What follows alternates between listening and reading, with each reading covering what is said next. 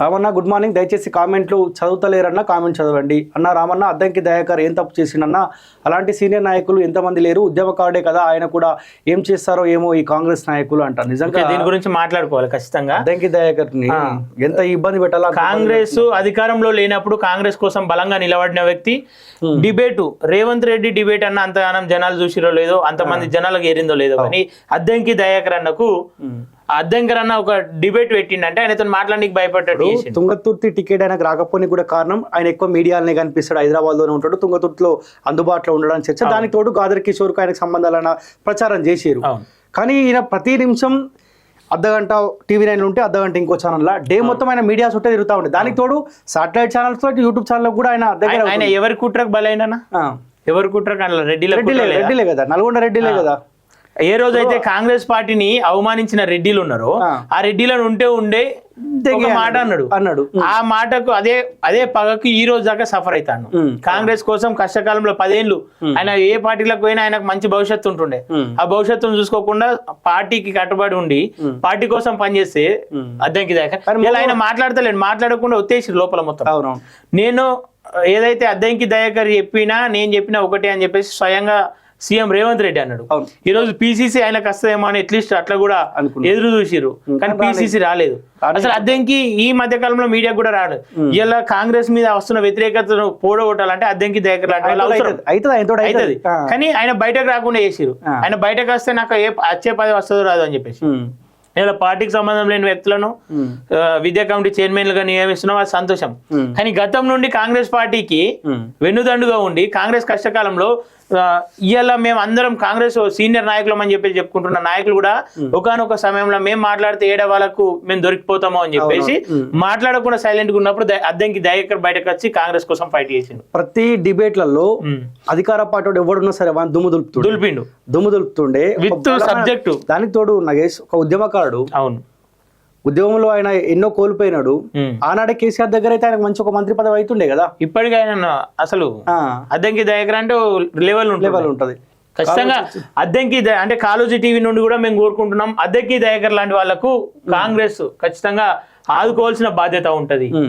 ఎవరైతే ఇవాళ నేను సీనియర్ నాయకులు అని చెప్పి చెప్పుకుంటున్నామో సీనియర్ నాయకులు చేయలేని పని కూడా అద్దంకి దయాకర్ చేసి చూపించిండు. అనేక డిబేట్లో ఆయన అనేకం కోల్పోయిండు. అటు అధికార పక్షంలో ఉన్న వాళ్ళతో కొట్లాడి అధికారంలో లేనప్పటికీ కూడా 10 ఏళ్ళు కొట్లాడిండు ఆయన.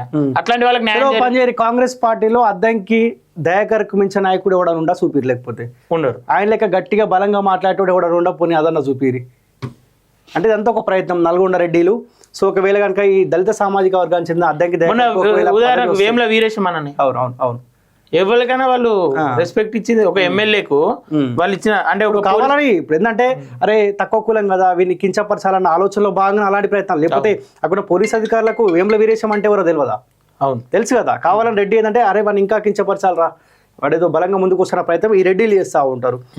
ఇప్పుడు అద్దంకి దయాకర్ ఇప్పటికైనా ఆలోచించుకోవాలి ఏం జరుగుతుంది కాంగ్రెస్ పార్టీ. మనోళ్ళు కూడా ఆలోచించుకోవాలి. ఎవరి దగ్గర ఉంటే మనం అదైతాము, ఎవరి దగ్గర ఉంటే మనం బాగుపడు. ఈయన చేసిన కామెంట్ తప్పింది. ఆరాడు కాంగ్రెస్ పార్టీలో కూడా కాంగ్రెస్ పార్టీ తిరుగుబాటు చేస్తే మునుగోడు ఎన్నికలు జరుగుతూ ఉంటే కోమటిరెడ్డి వెంకరెడ్డి పోయి విదేశాలలో తిరుగుతూ ఉంటాడు. ఎందుకంటే తమ్ముడు గెలవాలి. అరే ఉంటే ఉండు లేకపోతే ఓరబాయ్ అని చెప్పిండు, తప్పేముంది? అలాంటి కొన్ని వాయిస్లు కూడా బయటకు వచ్చినాయి కదా ఓట్లు ఎవరికి వేయాలని చెప్పేసి. Ramanna good morning. దయచేసి కామెంట్లు చదువుతలేరన్నా కామెంట్ చదవండి అన్న. రామన్న అద్దంకి దయాకర్ ఏం తప్పు చేసిండన్నా? అలాంటి సీనియర్ నాయకులు ఎంతమంది లేరు, ఉద్యమకారుడే కదా ఆయన కూడా, ఏం చేస్తారో ఏమో ఈ కాంగ్రెస్ నాయకులు అంటారు. నిజంగా దీని గురించి మాట్లాడుకోవాలి ఖచ్చితంగా. అద్దంకి దయాకర్ ని ఎంత ఇబ్బంది పెట్టాలా? కాంగ్రెస్ అధికారంలో లేనప్పుడు కాంగ్రెస్ కోసం బలంగా నిలబడిన వ్యక్తి. డిబేటు రేవంత్ రెడ్డి డిబేట్ అన్న అంతగానం జనాలు చూసిరో లేదో, అంతమంది జనాలకు ఏరిందో లేదో, కానీ అద్దంకి దయాకర్ అన్నకు అద్దంకర్ అన్న ఒక డిబేట్ పెట్టిండంటే ఆయనతో మాట్లాడడానికి భయపడ్డాడు.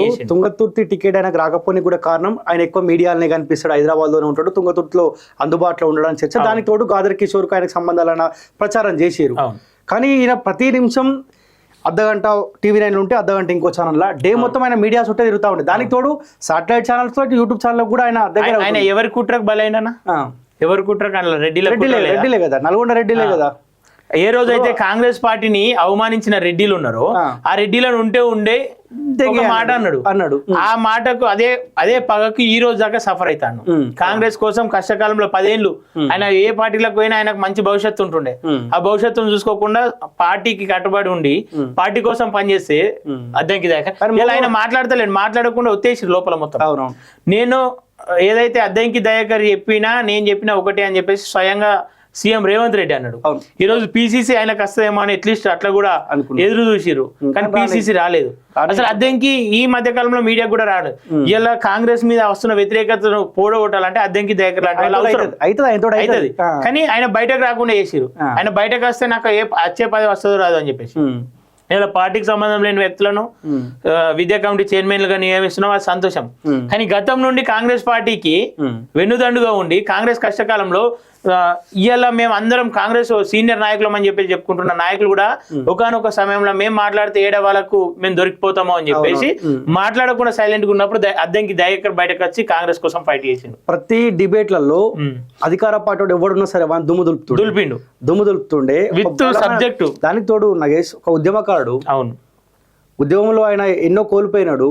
ఆనాడే కేసీఆర్ దగ్గర అయితే ఆయనకు మంచి ఒక మంత్రి పదవి అవుతుండే కదా. ఇప్పటికీ ఆయన అసలు అద్దంకి దయాకర్ అంటే లెవెల్ ఉంటది ఖచ్చితంగా.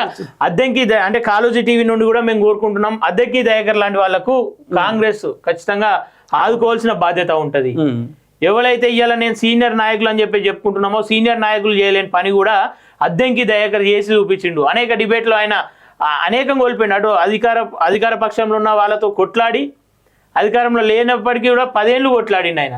అట్లాంటి వాళ్ళకి న్యాయం కాంగ్రెస్ పార్టీలో అద్దంకి దయాకర్ కు మించిన నాయకుడు ఎవడ ఉండా చూపిరు, లేకపోతే ఉండరు. ఆయన లెక్క గట్టిగా బలంగా మాట్లాడేటోడు ఎవడ ఉండా పోనీ అదన్న చూపిరి.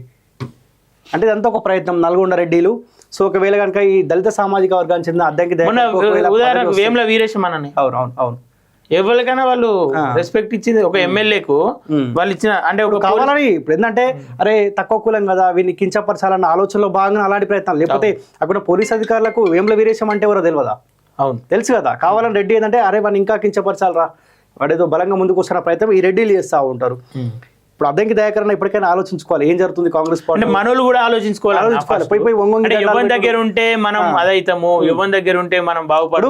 ఈయన చేసిన కామెంట్ తప్పేందుకు? ఆరాడు కాంగ్రెస్ పార్టీలో కూడా కాంగ్రెస్ పార్టీ తిరుగుబాటు చేస్తే మునుగోడు ఎన్నికలు జరుగుతూ ఉంటే కోమటిరెడ్డి వెంకరెడ్డి పోయి విదేశాలలో తిరుగుతూ ఉంటాడు. ఎందుకంటే తమ్ముడు గెలవాలి. అరే ఉంటే ఉండు లేకపోతే ఓరాబాయ్ అని చెప్పిండు. తప్పేముంది? అలాంటి కొన్ని వాయిస్లు కూడా బయటకు వచ్చినాయి కదా ఓట్లు ఎవరికి వేయాలని చెప్పేసి. శుభోదయం కాళోజీ టీవీకి రాము గారు గుడ్ మార్నింగ్ అన్న. రామన్న ఓ చిన్న రిక్వెస్ట్, ఎన్నిసార్లు కామెంట్లు పెడుతున్నాను అనుకోకు. సీఎం రేవంత్ రెడ్డి గారు ఈ డీజేలు తక్షణమే ఆపేయండి, ఎందుకంటే హార్ట్ పేషెంట్ ఉన్న రోజు గుండెపోట్లు వస్తాయి, దయచేసి డీజేలా ఆపండి అంట.